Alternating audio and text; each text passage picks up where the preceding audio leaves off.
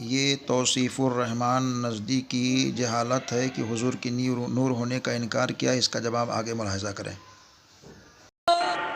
کچھ لوگوں نے یہ جرم کیا تو ہم کلمہ پڑھنے والوں نے بھی جرم کے اندر پاؤں پیچھے نہیں رکھا، انہوں نے بھی نعرے مارنے شروع کر دیا الصلاۃ والسلام علیک یا نورم من نور اللہ۔ آپ نہیں سمجھتے محمد صلی اللہ علیہ وسلم اتو اتو بشر سن، وچو وچو نور سن۔ بظاہر بشر تھے، حقیقت میں بشر نہیں تھے بلکہ اللہ کے نور کا ٹکڑا تھے۔ ارے بھائی، جو اللہ کے نور کا ٹکڑا ہوا تو وہ کیا ہوا؟ اللہ نہ ہوا؟ عقل یہ کاغذ ہے، اس کاغذ میں سے یہ کاغذ میں نے الگ کر دیا، یہ کاغذ، اب کتنے کاغذ ہو گئے میرے پاس جی؟ ایک اے نے، ایک کاغذ نے، یا دودھ دے، یہ بکری تو نہیں بن گیا، کاغذ ہی رہا نا، جنس تے چینج نہیں ہوئی نا، ایک ہی رہی۔ دو ہونے کے بعد دونوں کی چیز تو ایک رہی۔ اللہ کے لیے اعلیٰ مثال سمجھانے کے لیے مثال دی ہے۔ آپ کہتے ہیں کہ محمد صلی اللہ علیہ وسلم اللہ کے نور میں سے نور ہے، تو پھر کتنے ہوئے اللہ؟ محمد صلی اللہ علیہ وسلم اللہ کے نور میں سے اللہ ہوئے تو اللہ کا نور ہی رہے نا، مخلوق تو نہیں، خالق کا نور ہے۔ تو پھر مجھے بتائیے طائف میں پتھر کس کو پڑ رہے تھے؟ پھر مجھے بتائیے کس کے کندھے پہ اونٹ کی اوجڑی پھینکی گئی تھی؟ پھر مجھے بتائیے کس کے گلے میں کپڑا ڈال کے کفار نے ایسا بھیجا تھا کہ آپ کی آنکھیں مبارک ابل پڑی تھی؟ ابو بکر نے آ کے اس کافر کو دھکا دے کے گرایا تھا اور کہا تھا اس کو اس لیے قتل کرتے ہو، اس کا یہ جرم ہے کہ یہ کہتا ہے کہ میرا اللہ ایک ہے۔ وہ کون تھا جس کی بیٹیوں کو ابو لہب کے بیٹے گھر بیٹھے طلاق دے گئے تھے؟ وہ کون تھا جو ابو بکر کے پیچھے سوار ہو کر ہجرت کے لیے غاروں میں چھپے تھے؟ وہ کون تھے؟ اللہ تھا یا رسول اللہ تھا؟ بسم اللہ الرحمن الرحیم۔ اللہم صلی علی سیدنا مولانا محمد بارک وسلم صلاۃ وسلام علیک یا رسول اللہ صلی اللہ تعالی علیہ وآلہ وصحبہ وسلم۔ صبح طیبہ میں ہوئی بڑھتا ہے باڑا نور کا، صدقہ لینے نور کا آیا ہے تارا نور کا۔ اے رضا یہ احمد نوری کا فیض نور ہے، ہو گئی میری غزل بڑھ کر قصیدہ نور کا۔ ان سب کی باتوں پہ دھیان نہ دیں، بس یہ سمجھیں کہ کوئی بھوک رہا ہے اور بھوکنے والے کی کوئی اہمیت نہیں ہے۔ ایک جماعت ایسی ہے جو حضور سرور عالم نور مجسم صلی اللہ علیہ وآلہ وصحبہ وسلم کی عظمت و رفعت، شان و شوکت کو بیان کرنے میں لگی ہے، اور ایک جماعت وہ ہے جو حضور کی شان میں کچھ الفاظ بہتر بولنے کے بجائے توہین پہ توہین کرتی ہوئی جا رہی ہے۔ امام اہل سنت کہتے ہیں تو گھٹائے سے کسی کے نہ گھٹا ہے نہ گھٹے گا، جب بڑھائے تجھے اللہ تعالی تیرا۔ ہمارے حضور سراپا نور صلی اللہ تعالی علیہ وآلہ وصحبہ وسلم اللہ تعالی کا نور ہیں، اور منیر بھی ہیں، یعنی نور گر بھی ہیں۔ انشاءاللہ تعالی اس کو قرآن اور حدیث کی روشنی میں ثابت کر کے آپ لوگوں کے مابین فیصلہ کرنے کے لیے رکھوں گا کہ کون ایسی جماعت ہے جو قرآن شریف کے مطابق اور حدیث پاک کے مطابق اپنی ایمان اور عقیدے کو رکھتی ہے، اور کون ایسی جماعت ہے جو صرف بھوکتی ہے۔ بس شرط یہ ہے کہ آپ مکمل طور پر پوری بات کو سماعت کریں تاکہ اس کی ایک ایک بات وضاحت کی شکل میں آپ تک پہنچ جائے۔ نور کے لغوی معنی ہے روشنی، چمک اور اجالا، مگر کبھی اس کو بھی نور کہہ دیا جاتا ہے جس سے روشنی اور اجالا نمودار ہو۔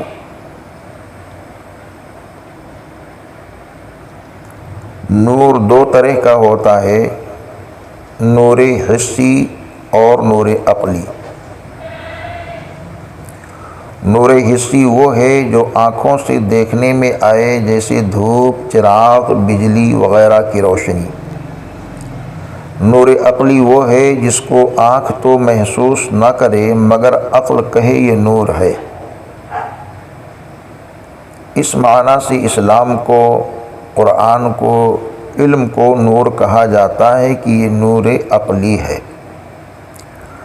نور کی تعریف یہ ہے کہ جو خود روشن ہو اور دوسرے کو روشن کر دے، یا جو خود ظاہر ہو دوسروں کو ظاہر کر دے۔ یہ ظاہر کرنا بھی دو طرح کا ہے، حسی اور عقلی۔ چاند، سورج، بجلی وغیرہ کی روشنی ظاہری اور مظہر ہیں، اور علم، ہدایت، اسلام، قرآن وغیرہ یہ عقلی طور پر ظاہر ہے اور دوسروں کو ظاہر کرتے ہیں۔ اللہ تعالیٰ کا حقیقتاً ازلی ابدی ذاتی نور ہے کہ وہ خود ظاہر ہے، اور جسے اس نے ظاہر فرما دیا وہ ظاہر ہو گیا۔ باقی انبیاء کرام علیہم السلام، قرآن شریف، اسلام، فرشتے عطائی طور پر اللہ عز و جل کے بنانے سے نور ہیں۔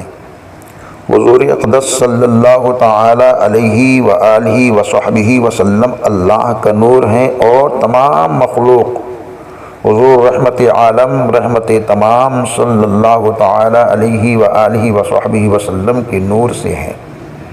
یہ صرف دعویٰ بلا دلیل نہیں بلکہ قرآنی آیات شاہد ہیں، جیسا کہ قرآن مقدس میں ہے، بسم اللہ الرحمن الرحیم، قد جاءکم من اللہ نور، سورہ مائدہ آیت 15۔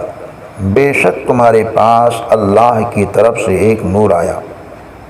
دوسری جگہ ارشاد ہے، یا ایھا النبی انا ارسلناک شاہدا ومبشرا ونذیرا وداعیا الی اللہ باذنہ وسراجا منیرا، سورہ احزاب آیت نمبر 44-45۔ اے غیب کی خبریں بتانے والے نبی، بے شک ہم نے تمہیں بھیجا حاضر و ناظر اور خوشخبری دیتا اور ڈر سناتا، اور اللہ کی طرف اس کے حکم سے بلاتا اور چمکا دینے والا آفتاب۔ تیسری جگہ ارشاد ہے، یریدون لیطفئوا نور اللہ بافواہہم واللہ متم نورہ ولو کرہ الکافرون، سورہ صاف آیت 8۔ کفار چاہتے ہیں کہ اللہ کا نور اپنے منہ سے بجھا دیں اور اللہ کو اپنا نور پورا کرنا پڑے، برا مانے کافر۔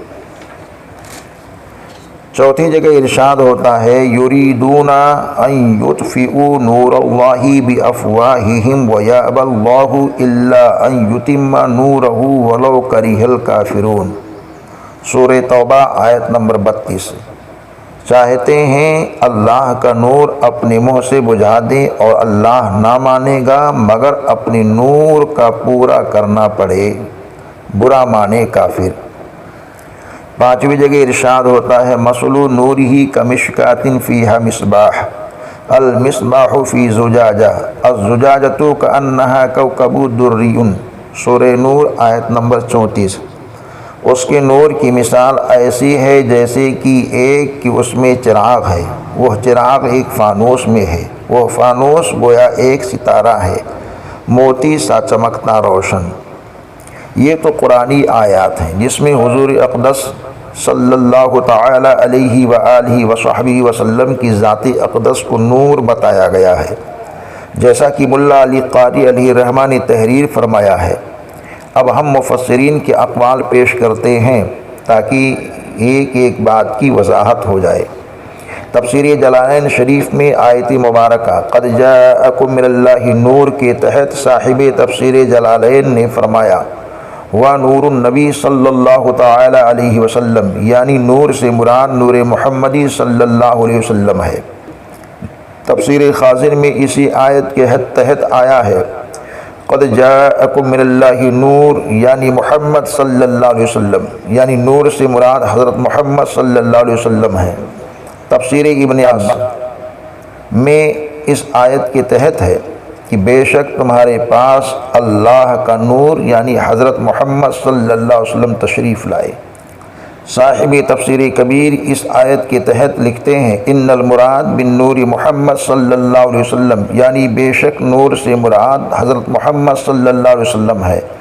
تفسیر بیضاوی میں اس آیت کے ماتحت ہے وقیل یرید بالنور محمدا صلی اللہ علیہ وسلم، یعنی نور سے مراد محمد صلی اللہ علیہ وسلم ہے۔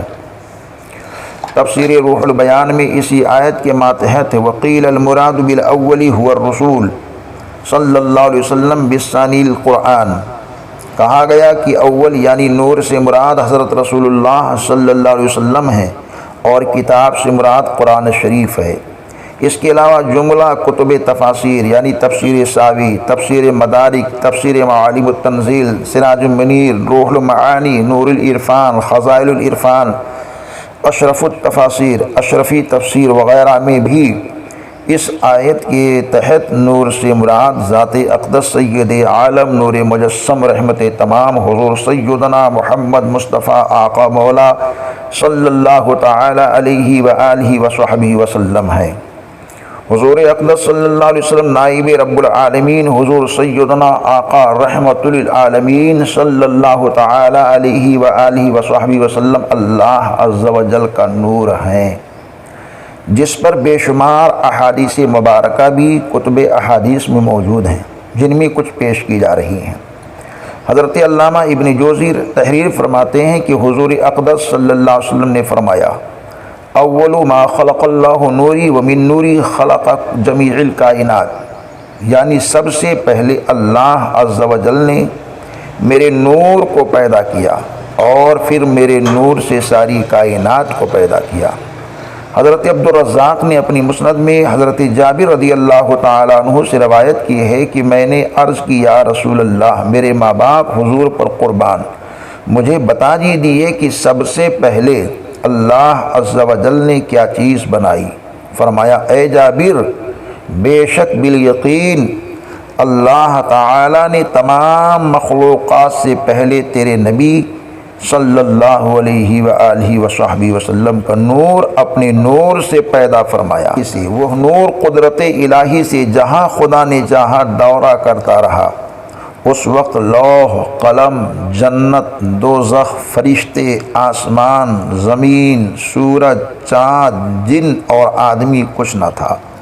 جب اللہ نے مخلوق کو پیدا کرنا چاہا اس نور کے چار حصے فرمائے، پہلے سے قلم، دوسرے سے لوح، تیسرے سے عرش بنایا، پھر چوتھے کے چار حصے کیے، پہلے فرشتگانی حامل عرش، دوسرے سے کرسی، تیسرے سے باقی ملائکہ پیدا کیے، پھر چوتھے کے بھی چار حصے کیے، پہلے سے آسمان، دوسرے سے زمین، تیسرے سے بہشت و دوزخ بنائے، پھر چوتھے کے چار حصے کیے۔ یہ حدیث بہت طویل ہے، عرض یہ کرنا ہے کہ یہ حدیث مبارکہ امام بیہقی نے دلائل النبوہ میں روایت کی ہے اور بڑے ائمہ دین نے اس حدیث کی اسناد پر اعتماد کیا ہے، جیسے امام عسقلانی نے مواہب میں، امام ابن حجر مکی نے افضل القراء میں، علامہ زرقانی نے شرح مواہب میں، علامہ شیخ عبدالحق محدث دہلوی نے مدارج النبوہ میں،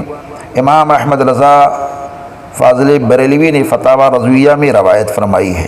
حضرت حکام ابن قحطان نے حضرت سیدنا امام زین العابدین رضی اللہ تعالیٰ عنہ سے، انہوں نے اپنی والد حضرت سیدنا امام حسین رضی اللہ تعالیٰ عنہ سے، انہوں نے اپنے والد حضرت علی بن ابی طالب کرم اللہ وجہ الکریم سے روایت کی کہ نبی کریم صلی اللہ علیہ وآلہ وسلم نے فرمایا میں حضرت آدم علیہ السلام کی پیدائش سے 14,000 برس پہلے اپنے رب کے حضور میں ایک نور تھا۔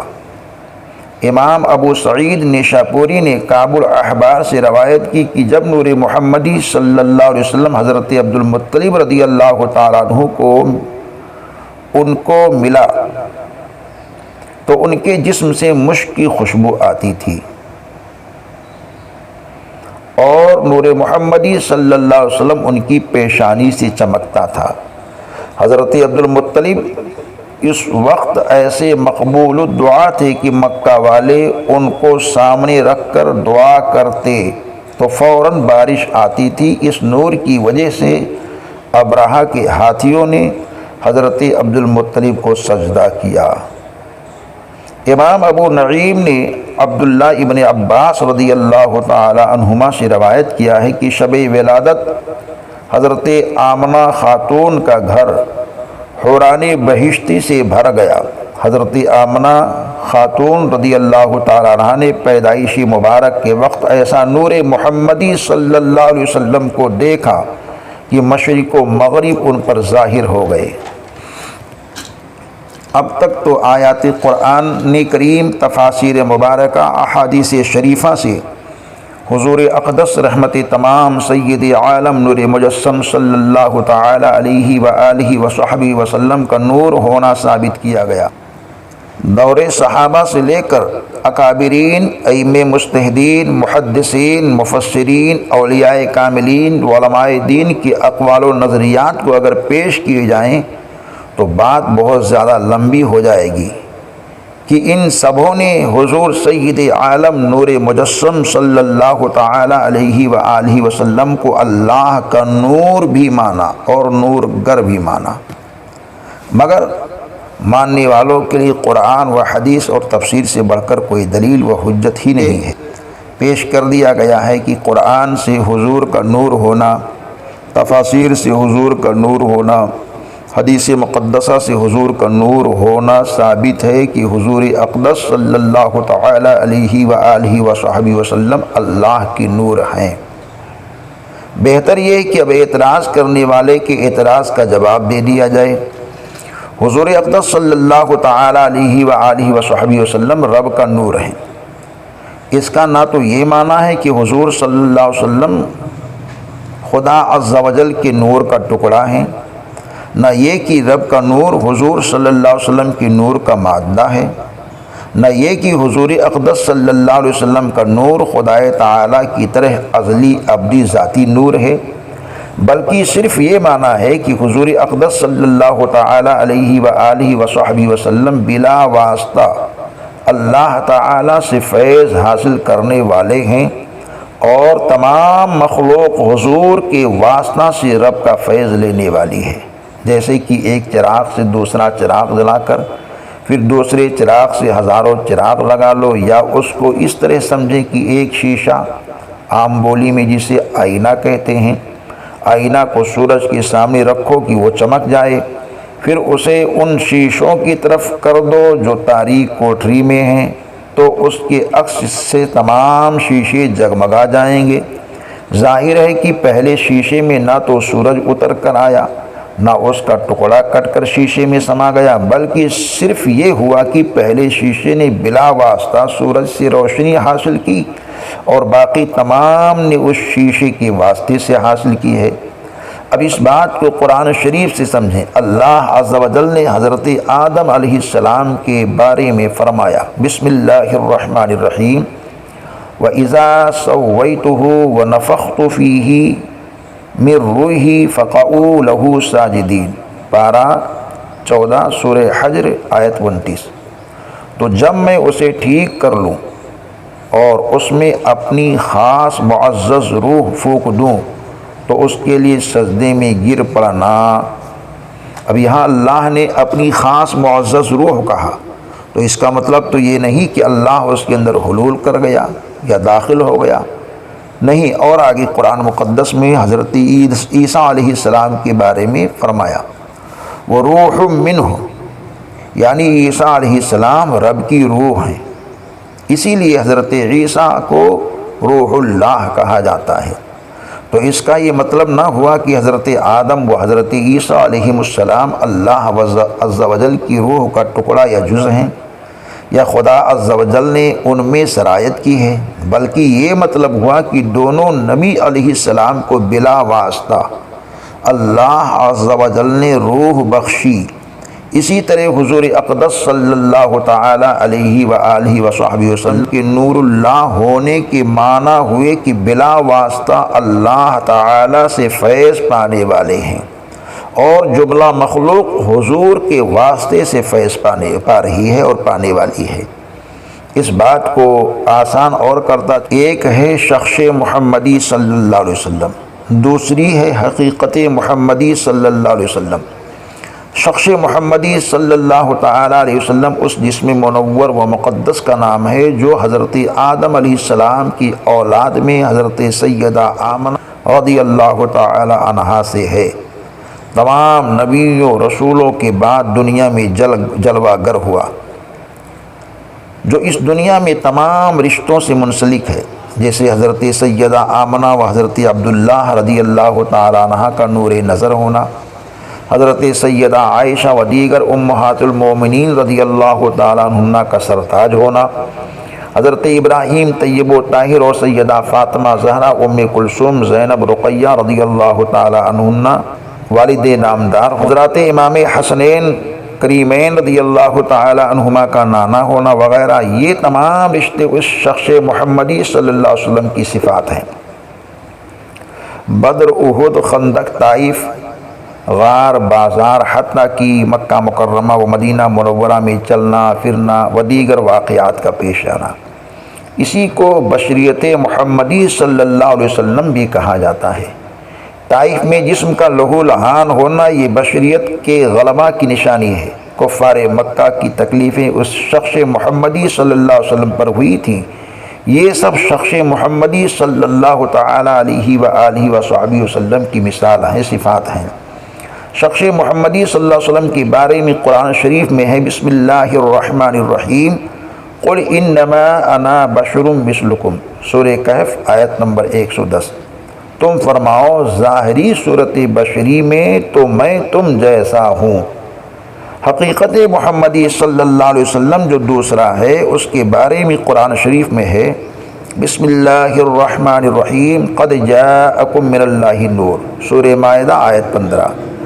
بے شک تمہارے پاس اللہ کی طرف سے ایک نور آیا۔ دوسری جگہ ارشاد ہوتا ہے حقیقت محمدی صلی اللہ علیہ وسلم کے تعلق سے وما ارسلناک الا رحمۃ للعالمین، سورہ انبیاء آیت نمبر 107، اور ہم نے تمہیں نہ بھیجا مگر رحمت سارے جہان کے لیے۔ تیسری جگہ ارشاد ہوتا ہے ما کان محمد ابا احد من رجالکم ولکن رسول اللہ وخاتم النبیین، پارہ 22 سورہ احزاب آیت 40۔ محمد صلی اللہ علیہ وسلم تمہارے مردوں میں کسی کے باپ نہیں، ہاں اللہ کے رسول اور سب نبیوں میں پچھلے۔ یہ آیت قرآن حقیقت محمدی صلی اللہ علیہ وسلم کو بیان کر رہی ہے۔ آیت قرآن شریف کے علاوہ خود حضور اقدس صلی اللہ تعالیٰ علیہ وآلہ وصحبہ وسلم نے اپنی حقیقت کو بیان فرمایا اور ارشاد فرمایا کنتُ نبیًّا وآدم بین الماء والطین، ہم اس وقت بھی نبی تھے جب حضرت آدم علیہ السلام آب و گل میں جلوہ گر تھے۔ دوسری جگہ حضور کا ارشاد ہے کنتُ نبیًّا وآدم بین الروح والجسد، ہم اس وقت نبی تھے جب حضرت آدم علیہ السلام جسم و روح کے مابین تھے۔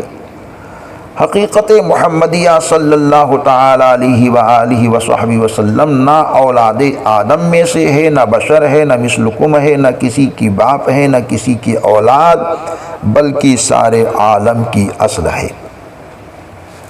اس قدر تفصیلی گفتگو کے بعد یہ بات صاف ظاہر ہو گئی کہ حضور اقدس صلی اللہ تعالیٰ علیہ وسلم نور بھی ہیں اور بشر بھی ہیں۔ نور کی ضد بشریت نہیں، نور کی ضد ظلمت ہے۔ نور بھی ہو بشر بھی ہو یہ قرآن سے ثابت ہے، ایک ذات میں دونوں اجتماع ہو ممکن ہے۔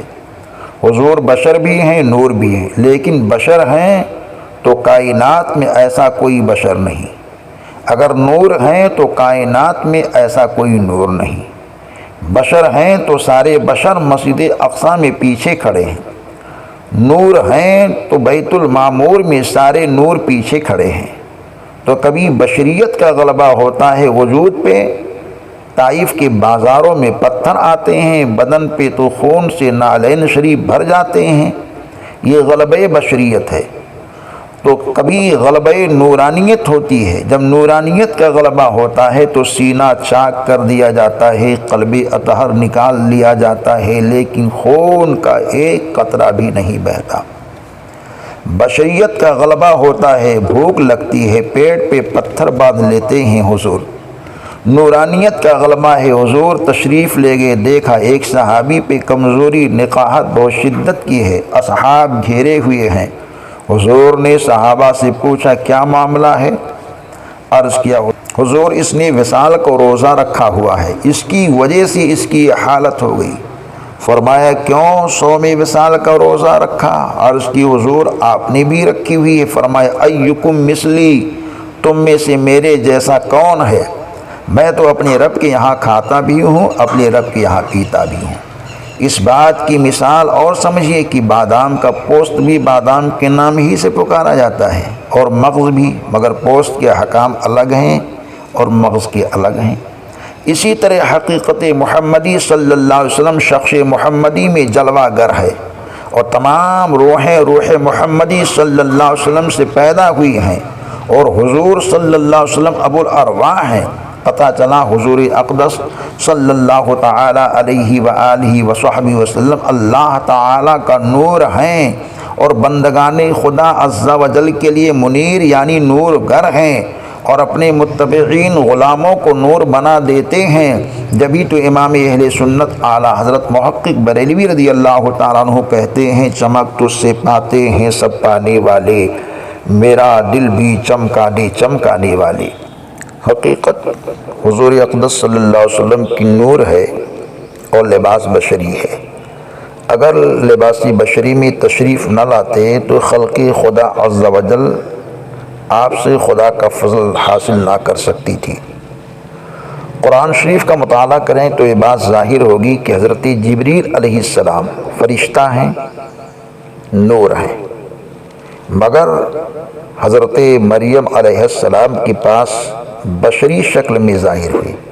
اس وقت اس بشری شکل کی وجہ سے وہ نور سے الگ نہ ہوئے۔ صحابہ کرام رضی اللہ تعالیٰ عنہم اجمعین نے کئی بار حضرت جبریل علیہ السلام کو حضور اقدس صلی اللہ علیہ وسلم کی بارگاہ میں لباس بشری میں دیکھا۔ سیاہ زلفیں، سفید لباس، آنکھ، ناک، کان وغیرہ سب موجود، اس کے باوجود وہ نور ہیں۔ قرآن شریف میں ہے فرشتے انبیاء کرام علیہ السلام کی خدمت میں انسانی شکل بشری صورت میں حاضر ہوتے تھے، مگر اس کے باوجود بھی وہ نور ہیں۔ ایک ساتھ نور اور بشر ہونا قرآن سے ثابت ہے۔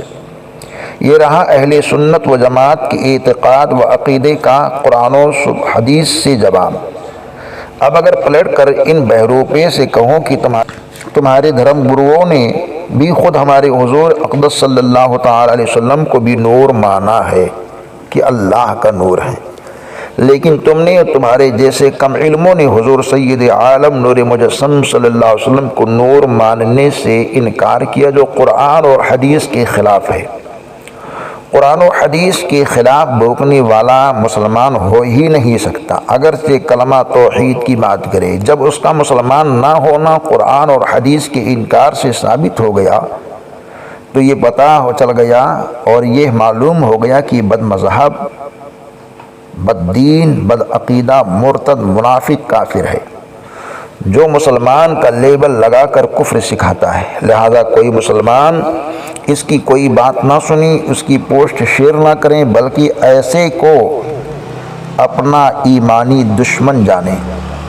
حدیث شریف میں ہے حضور اقدس صلی اللہ علیہ وسلم نے ارشاد فرمایا بد مذہب اگر بیمار پڑیں تو ان کی عیادت نہ کرو، اگر مر جائیں تو ان کی جنازہ میں نہ شریک ہو، ان سے ملاقات ہو تو انہیں سلام نہ کرو، ان کے پاس نہ بیٹھو، ان کے ساتھ پانی نہ پیو، ان کے ساتھ کھانا نہ کھاؤ، ان کے ساتھ شادی بیاہ نہ کرو، ان کے جنازے کی نماز نہ پڑھو اور ان کے ساتھ نماز بھی نہ پڑھو۔ یہ حدیث شریف میں ہے، اس کی ممانعت حدیث شریف سے ہے۔ لہذا ایسے بدعقیدہ ملاؤں کی بولیوں کو، کلپوں کو دھیان میں مت لائیے۔ ہمارے حضور نور تھے، ہیں اور رہیں گے۔ سرکار کی نورانیت افضل و اعلیٰ بلند و بالا ہے۔ جملہ مسلمانوں پر لازم ہے کہ جو حضور کو اللہ کا نور اور خیر البشر ماننے سے انکار کرے اس کی کسی بات کو نہ سنیں، بلکہ اس کا شرعی طور پر بائیکاٹ کریں، اور اگر کوئی ایسے کی بات سنتا ہے یا شیئر کرتا ہے تو اس کو بھی تو اس کا بھی شرعی بائیکاٹ کریں اور ایسا برتاؤ کریں کہ اس کو نصیحت ملے۔ دعا ہے اللہ تبارک و تعالی ہم سب کو حضور سراپر نور نور مجسم صلی اللہ علیہ وآلہ وصحبہ وسلم کی محبت میں رہنے، ان کی تعلیمات پہ عمل کرنے کی توفیق عطا فرمائے۔ دین کی بات کو عام کریں، شیئر کریں۔ اگر کوئی بات معلوم کرنی ہے تو جلوہ نور چینل پہ آ کر کومنٹ میں انشاءاللہ تعالی آپ کے سوال کے جواب پیش کیے جائیں گے۔ السلام علیکم ورحمۃ اللہ وبرکاتہ۔